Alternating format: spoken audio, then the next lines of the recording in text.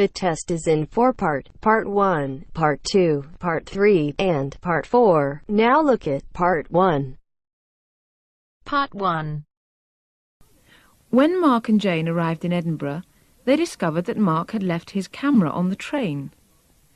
At the Lost and Found office, he has to fill in a lost property form. First, you have some time to look at questions 1 to 4.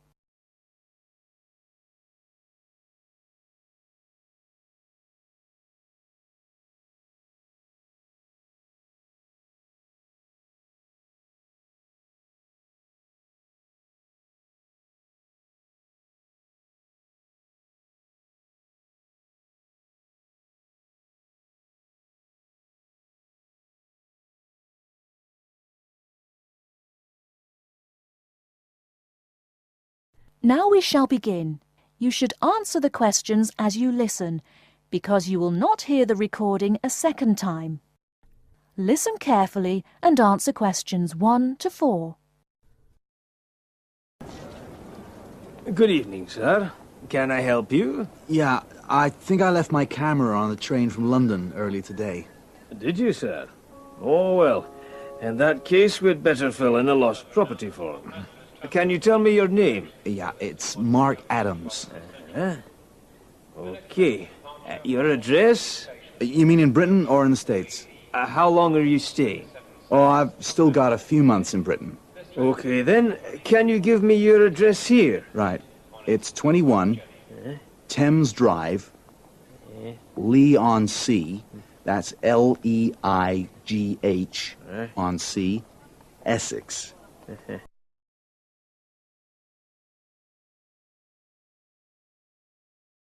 Before you hear the rest of the conversation, you have some time to look at questions 5 to 10.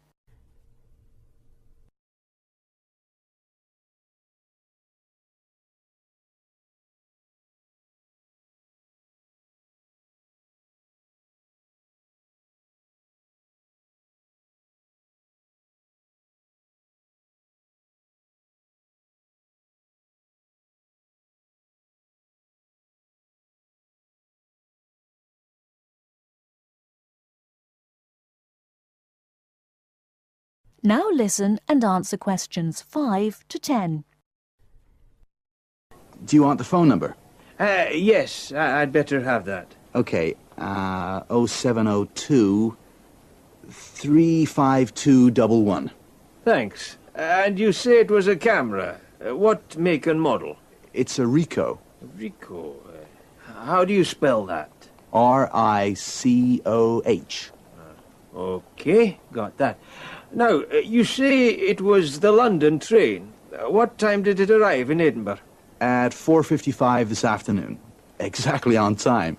Well then, if we find it, sir, shall we phone you? No, I think I'll drop in the day after tomorrow to check up. Right you are, sir. We'll do our best.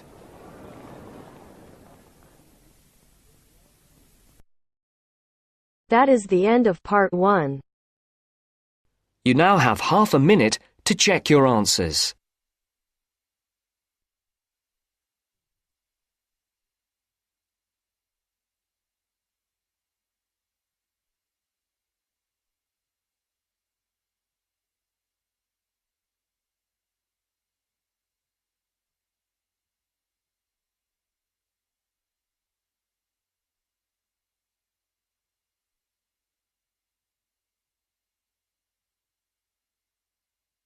Now turns to Part 2. Part 2. You will hear a flight attendant talking to passengers on an airplane. First, you will have time to look at questions 11 to 15.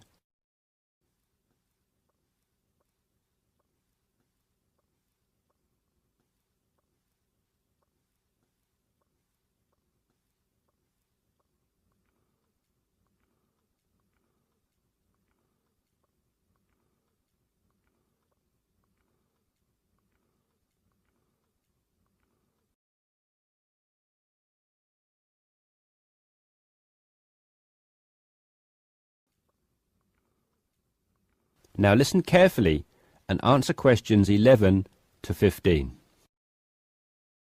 Good morning, everyone. I hope you all slept soundly overnight. I'm pleased to confirm that our flight is running on schedule and we expect to arrive in Christchurch at 8 a.m. local time. That's about 50 minutes from now. I've been advised by our pilot to warn you that there may be some turbulence on our descent, so please remain seated and have your seatbelt on at all times. As you may have heard, a fairly severe tropical depression is headed for New Zealand and in fact is reaching the west coast of the South Island as we speak. Thankfully, we are landing on the east coast, where the weather is still relatively good. Wind speeds are steady at around 15 miles per hour and the sky is generally overcast, though the sun may creep out from time to time as the morning progresses. That said, when the storm reaches this afternoon, conditions will deteriorate rather quickly. Please exercise extreme caution if you're traveling anywhere on the island today. As I said, the storm has already made landfall on the west-northwest coast, and we're getting reports of high seas and very strong winds of around 75 miles per hour, with gusts up to 110 in Collingwood. Heavy and thundery rainfall is also being reported there. The Southern Alps are experiencing severe blizzard conditions, and there is a virtual whiteout on the roads. There are accumulations of up to 3 foot of snow already, so please, under no circumstances, be tempted to take the mountain road from Christchurch to Bluff. Use the coastal route for the entire journey if you must go down south. Over in the west, in Hokitika, and the southwest, in Milford, conditions are bad with heavy rain, high winds, and high seas. In fact, several tornadoes were reported in Hokitika and also in Lewis, which is slightly further inland. Also inland, on the northern edge of the Southern Alps, Arthur's Pass should be avoided at all costs. Roads are closed due to the heavy snowfall. Kaikoura has reported wind speeds of 45 miles per hour, with occasional gusts a bit stronger, but so far it has escaped the heavy rain. At present, it is windy and cloudy there. Before you hear the rest of the discussion, you have some time to look at questions 16 to 20.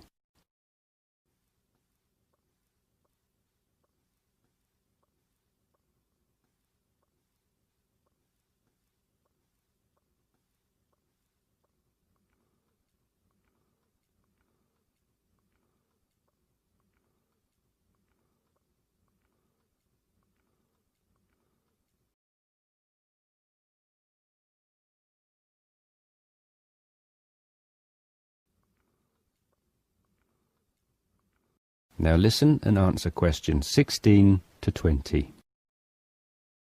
Hello again, ladies and gentlemen. We should be landing in approximately 10 minutes' time.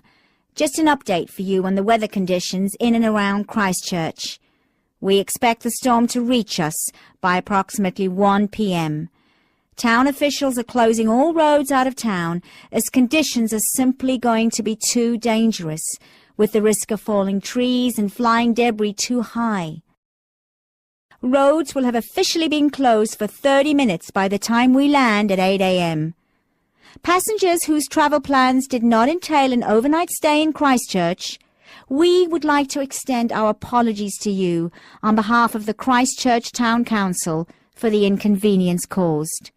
However, it is in the interest of safety that these steps have been taken.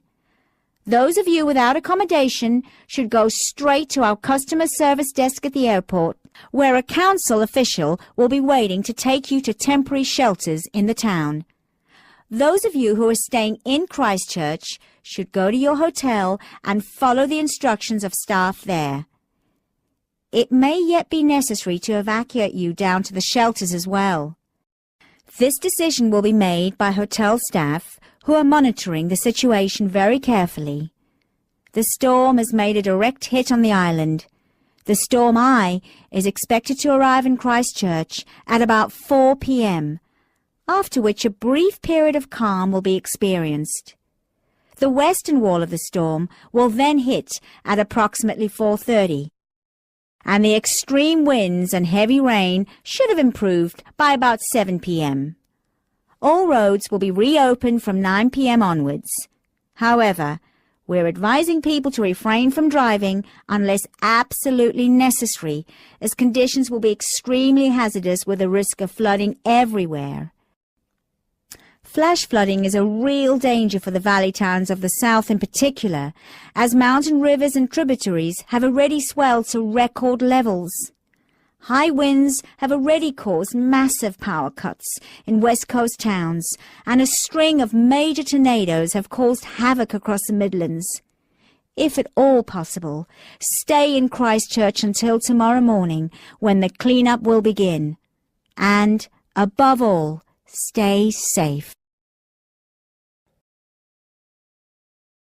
That is the end of part 2.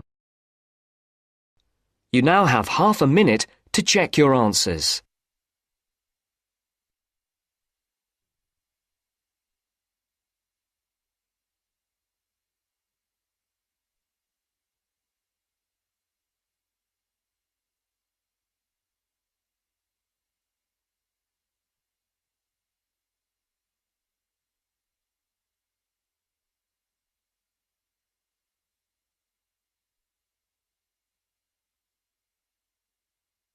Now turns to part 3.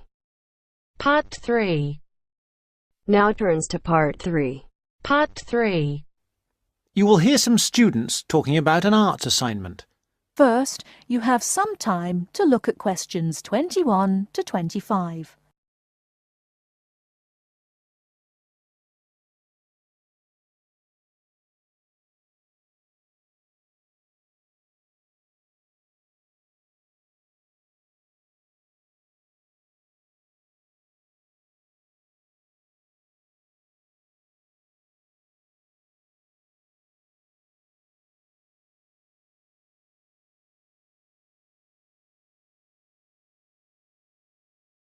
Now listen carefully and answer questions 21 to 25.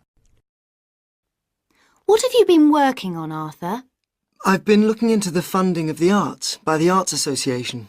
Oh, Mr. Simpson gave you that topic, did he? Yes, it's not too difficult. At least all the facts and figures are easy to find, or I think they will be. I've done a lot of useful stuff already. Simpson hasn't asked me to present my research for the past few seminars, so I think he might ask me this time. Well, what have you found out? Well, it's big money at the Arts Association. £330 million from the government and £118 million from the lottery. Let me see, I've got my notes here.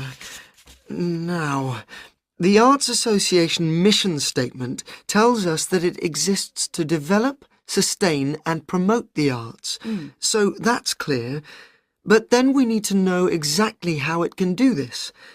However, before we get to that, there are certain issues which the association must take into account. What are those issues? They are, first, access. This is the idea that the arts mustn't be just for the few. Not just Italian opera, but pop concerts too. Something like that.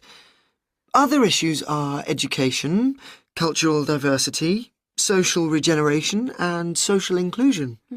All these are different ways of saying that the arts are for everyone. All right, but what does it actually do? It does what it wants, I think.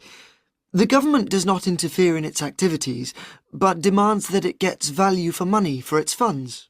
But there must be certain programmes that it carries out. Oh, yes. There is the touring programme, which is what it says. That is, a programme to support... Give money to? Yes, that's right. To support touring companies, for example, dance companies, orchestras and so on. There is also the recovery programme. What on earth is that? It's a financial programme to give extra money to organisations which are financially in a bad way, or which might have financial difficulties in the future. Like it says, it's for their recovery. It all seems very complicated. It is. Before you hear the rest of the talk, you have some time to look at questions 26 to 30.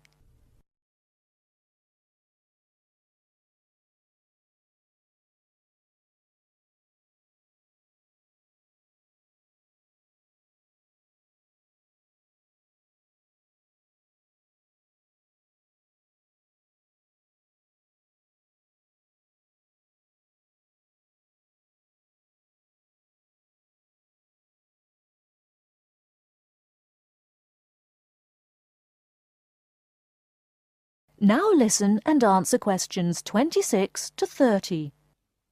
Did you get any information on the reading for the other half of our work? Yes, I did. You mean the Art and Society module? Yes. Yes. I met Simpson himself as we were waiting for a train at Norchester Station, so I managed to ask him.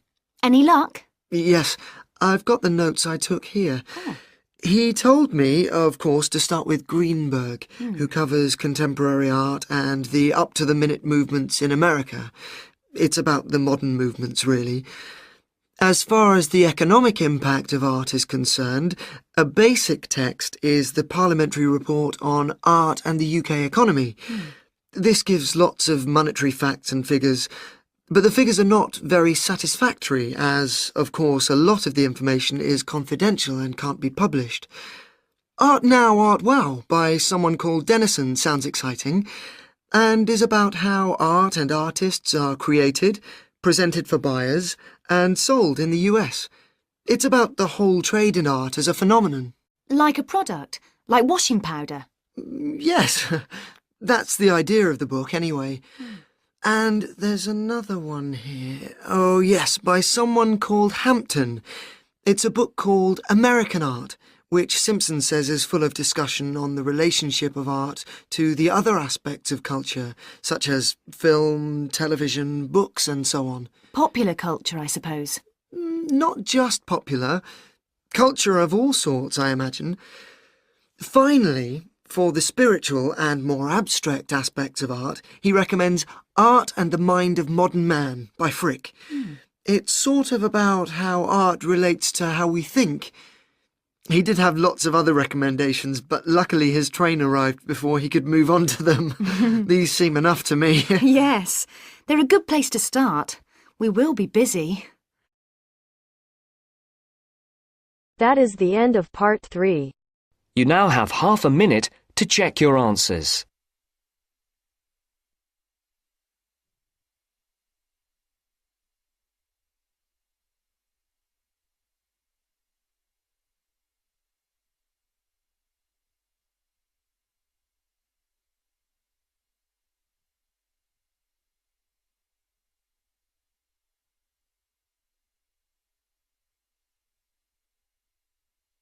Now turns to part 4. You will hear part of a lecture about the school calendar. Listen carefully and answer questions 31 to 40.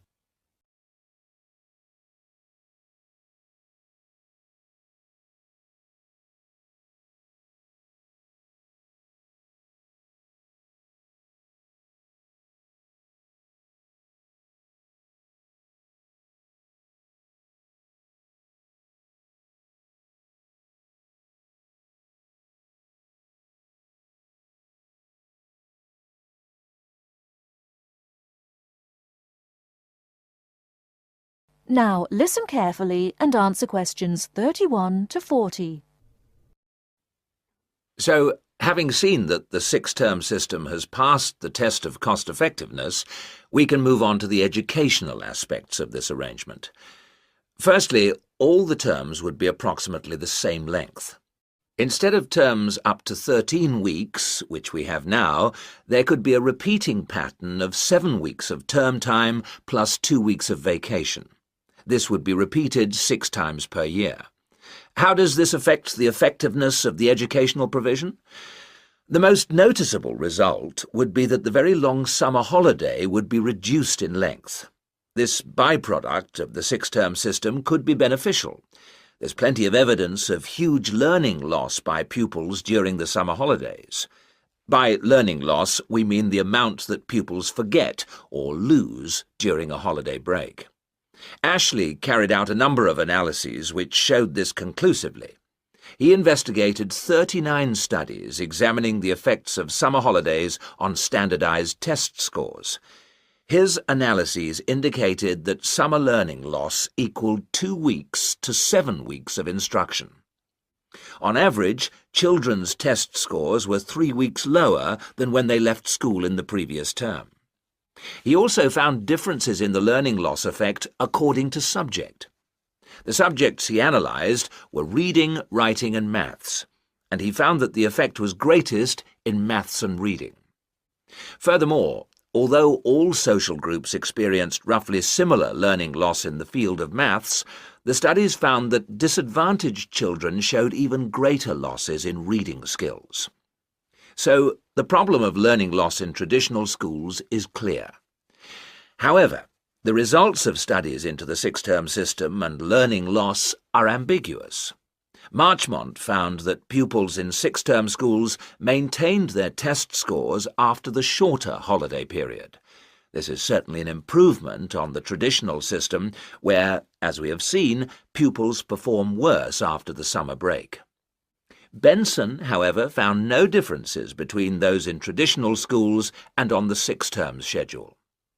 It would seem reasonable that if long holidays result in learning loss, then shorter holidays should result in less learning loss.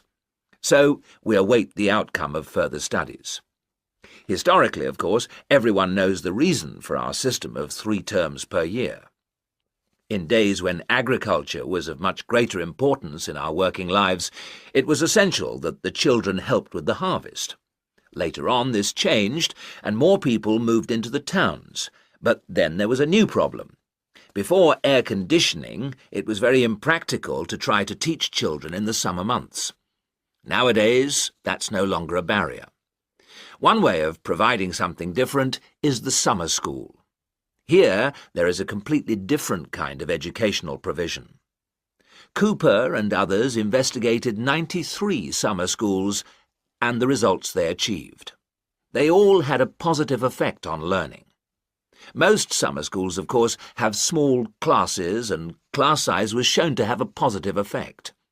Additionally, summer school children usually benefit from a great deal of parental support, not least because payment of fees is involved, and this, as so often, was shown to produce very good outcomes. Results were most impressive, in maths in general. That is the end of part 4. You now have half a minute to check your answers.